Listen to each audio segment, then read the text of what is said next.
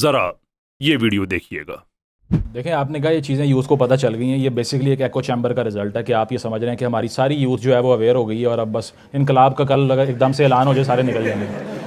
आपको डिस्पैरिटी का पता नहीं है, आप अब भी 1000:1 पे खड़े हुए हैं। टीएलपी की रैली बड़ी होती है या मजदूर किसान पार्टी की? लेफ्ट की पार्टीज़ के कितने एमएनएज हैं? पाकिस्तान की किसी लिबरल पार्टी का नाम लें जिसे कॉन्स्टिट्यूशन में लिखा हुआ है कि सेपरेट करेंगे फेथ को पॉलिटिक्स को? जीरो। सो कोई अवेयरनेस जो हम ये सोच रहे हैं ना कि ये 400-500 इकट्ठे हो गए हैं तो इन्होंने इनकलाब लाना है, तो ये नहीं ला सकते ना। अस्सलाम वालेकुम, मैं हूं कैसर अहमद राजा। उम्मीद है आपकी तबीयत बिल्कुल ठीक होगी। Well finally something we can agree on. मैं और लेफ्ट या लिबरल कैंप के जितने भी लोग हैं उनमें से सैयद मुज़म्मिल साहब की मैंने वीडियो लगाई है जो कि एतराफ़ कर रहे हैं कि आप कुछ सौ लोग हैं, आप कुछ तब्दीली लेके नहीं आ सकते। अगरचे इसके अंदर बड़ी जो अंडरटोन है वो बड़ी डेंजरस है। जैसे मिसाल के तौर पे कह रहे हैं कि 500-600 लोग तो आप इनकलाब लेके नहीं आएंगे, तो क्या मतलब है 5-6 लाख लोग हों तो फिर आप इनकलाब लाने के लिए निकल पड़ेंगे। तो आप लोगों के इनकलाब क्या हमने नहीं देखे हुए?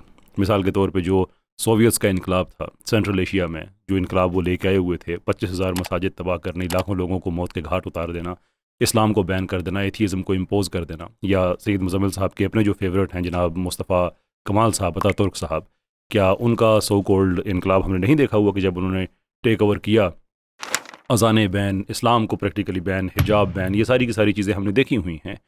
तो ये बड़ी डेंजरस प्रोपोजिशन है। लेकिन लेट्स मूव फ्रॉम दैट कि चले हम कहते हैं कि ठीक है आप 500-600 हैं, ठीक है 500-600 से ज़्यादा हैं, आपने मुहावरतन कह दिया, कुछ हज़ार आपकी तादाद होगी। पर यू सी, मेरा जो मकसद आज का वीडियो बनाने का है वो ये नहीं है कि मैं आपको बताऊं कि आप लोग इनसिग्निफिकेंट हैं, बल्कि मेरा मकसद ये है कि मैं आपको ये बताऊं, आपको दावत दूं कि जो तरीक़ाकार है, ये मैकियावेलियन तरीक़ाकार है पर्टिकुलरली आपका सैयद मुज़म्मिल साहब, इसको आप ड्रॉप कर दें। इसलिए कि जिस आइडिया को आप पाकिस्तान में इंपोर्ट करना चाह रहे थे सेकुलरिज्म का, इंस्टीट्यूशनल लेवल पे तो सेकुलर हम हुए हैं, यानी कि आप जो कौमी सतह पे आप लेके आना चाह रहे, वो आइडिया ख़त्म हो गया है। तो हम सबको पता है कि ये सारी काम जितने होते हैं ये फंडिंग से चलते हैं। And by that I don't mean कि आप खुद कोई फंडिंग लेते हैं, but what we do now is कि यूएस एड इतना ज़्यादा पाकिस्तान के लिए वो दर्द दिल नहीं रखते कि वो पाकिस्तान को कोई $845 मिलियन दे रहे थे इसलिए कि यहाँ पे लोगों की सेहत अच्छी हो जाए, यहाँ पे लोगों को एजुकेशन अच्छी मिल जाए। Why would they care? वो तो जो जो उनकी हेजेमनी है वो तो डिपेंड इस चीज़ पे करती है कि बाकी दुनिया गरीब रहे, जाहिल रहे, अनपढ़ रहे। वो तो सिस्टमेटिकली इन चीज़ों को रोकते हैं। दिस इज़, किसी को शक है तो नोम चॉम्स्की को पढ़ के देख ले कि किस तरह से दुनिया पे कब्ज़ा किया जाता है, पूरे स्ट्रक्चर उसके अंदर अवेलेबल हैं। तो जो पैसा यहाँ पे आता था, एनजीओज़ को मिलता था, वो फिर सेकुलरिज्म को प्रमोट करना, बहुत एक्सट्रीम लेवल पे एथीज़म को प्रमोट करना। And again I would like to make it clear कि मैं ये नहीं कहता कि आप लोग एथीज़म को प्रमोट कर रहे हैं, लेकिन पाकिस्तान में चलता रहा। ये डॉक्यूमेंटेड सारी ये चीज़ सारी आपको अवेलेबल हो जाएंगी। $25,000 पाकिस्तान में पर ऑर्गेनाइजेशन देने एथीज़म वगैरह को प्रमोट करने के लिए, $200 मिलियन देने ट्रांसजेंडरिज्म को प्रमोट करने के लिए, वो सारा तो अब ख़त्म हो गया है। अब उधर उस तरफ से तो फंडिंग ट्रम्प ने बंद कर दिया। तो ये सिलसिला आपका 500-600 लोगों का, जिसको आप मेटाफोरिकली कह रहे हैं 500-600 लोग, ये कोई 1000-1200 पे नहीं जाएंगे, ये अब डिक्लाइन पे आएगा। इसलिए कि आहिस्ता आहिस्ता जब पैसा रुकेगा, अभी आपने बिल देना है, आपने एसी चलाने हैं, आपने बाकी चीज़ें करनी है, अभी तो मुश्किल हो जाएगी। तो क्यों आप एक पिटे हुए घोड़े को पाकिस्तान में ले के, जिसके पीछे अब कोई फंडिंग भी नहीं है, क्यों आप लोगों को गुमराह करते हैं? डीपली आई एम कन्विंस कि आप लोग पाकिस्तान के हामी हैं। आपको ये नज़र आ रहा है कि शायद पाकिस्तान सेकुलर हो जाएगा तो तरक्की कर जाएगा, but you have to make a rational case for that. तो क्रिटिकल थिंकिंग ये नहीं होती। तो फैशनेबल टर्म बन गया है कि मैंने कहा है कि रियासत को मज़हब से जुदा कर दो, तो मैं क्रिटिकल थिंकर हूँ। मैं क्रिटिकल थिंकर हैं तो आपने सिलोजिज्म को अप्लाई करना है, आपने उसका एक डिडक्टिव कॉन्स्ट्रक्ट पेश करना है, आपने फॉर्मल इनफॉर्मल लॉजिक को यूज़ करके बताना है कि रियासत को जब जुदा करते हैं, रियासत और मज़हब को जुदा करते हैं, तो मुल्क क्यों तरक्की करते हैं। आपको उसका कोई एविडेंस देना पड़ेगा। आप अमेरिका की मिसाल देंगे, आपके सामने कोई बुरूंडी की मिसाल रख देगा। आप आज़रबाईजान की मिसाल देंगे, आपके सामने कोई उज़्बेकिस्तान की रख देगा। वो भी सेकुलर, वो भी सेकुलर। एक ग्रुप ने तरक्की की, एक ने नहीं की, विच इज़ टू से सेकुलरिज्म बजाते खुद कोई गारंटी नहीं है तरक्की की। उसके लिए आपको अदल व इंसाफ चाहिए होता है, और चीज़ें होती हैं। तो मैं आपको दावत देना चाहता हूँ कि वो चीज़ें जिनसे मुल्क तरक्की करते हैं, हम अगर उसकी बात करना शुरू करें, अदालतों में इंसाफ की बात करना शुरू करें, एक इस्लामिक पैराडाइम की बात करना शुरू करें, क्योंकि ये तो नहीं हो सकता ना कि आप लोगों ने मज़दूर किसान पार्टी का नाम लिया। मज़दूर किसान पार्टी, ठीक है, टीएलपी से आपको हज़ारों इख्तलाफात होंगे, मैं भी टीएलपी की कई बातों से इख्तलाफ रखता हूँ। जमहूरियत है, हर इंसान की अपनी एक राय होती है, दैट्स परफेक्टली फाइन।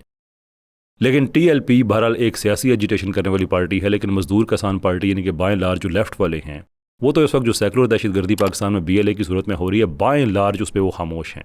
इंडोर्स इन्हीं की तरह से खामोशी इंडोर्समेंट ही होती है। वो उसको एंडोर्स कर रहे हैं खामोशी के साथ कि जो इस पे हमने बात नहीं करनी है। टीडीपी वाले करें दहशतगर्द, जो कि वो हैं, कोई शक नहीं है। बीएलए वाले करें तो बिल्कुल खामोश।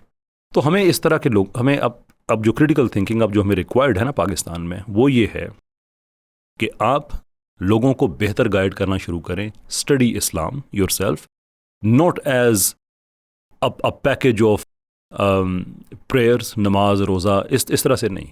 अदालती निज़ाम क्या है, सियासी निज़ाम क्या है, इसका माशरती निज़ाम क्या है, ये मार्केट को कैसे रेगुलेट करता है। Let people know so that they can open there eyes कि अच्छा ये हमारा सोल्यूशन है, हमें इस तरफ जाना चाहिए।